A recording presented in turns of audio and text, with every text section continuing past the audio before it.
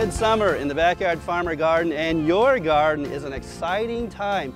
Look at this garden in particular with all the flowers in bloom. We have vegetables now, vegetable plants that are producing. This is a good time to be just checking things out for pest issues. And so I thought maybe today we'll just go ahead and look around and see what we can find here in the Backyard Farmer Garden. As can be expected, when you grow squashes in the garden, pumpkins and zucchinis and those summer squashes, you're going to have problems with squash vine borer, squash bug, and cucumber beetles. So be on the alert for their activity.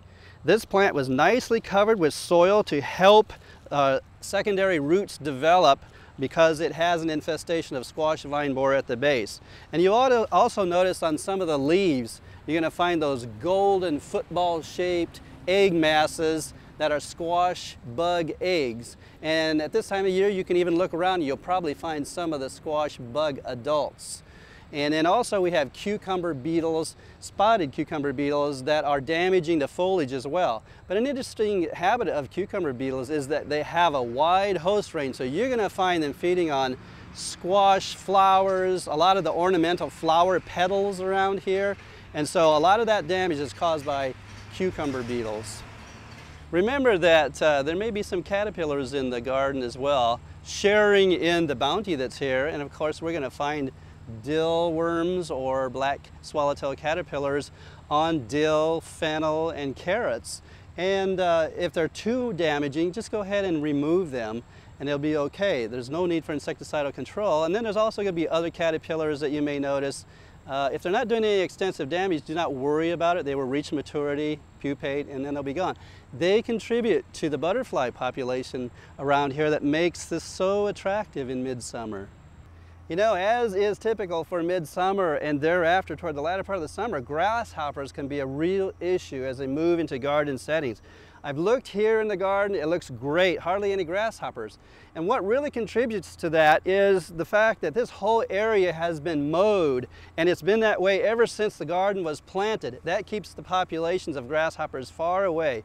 Remember that grasshoppers often will develop in undisturbed soils where there are tall grasses, such as in waste areas. So it's important to keep those far away or to keep those also mowed on a regular basis. Just as grasshoppers are a general pest, also are these tiny little blackish bugs that we see here on these obedient plants called burrower bugs. They're related to stink bugs.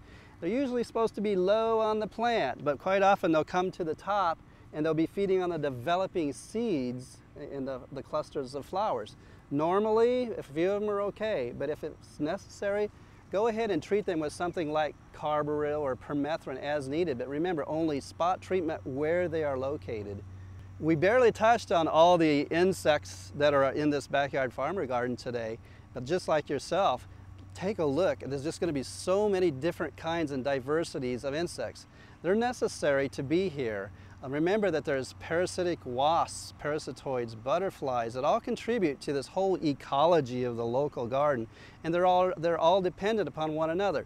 So when it comes time for pest control, when you do see some outbreak, try to minimize use of insecticides. If possible, use mechanical methods such as a simply removal. But remember, just spot treat as needed and use the appropriate product and read label directions.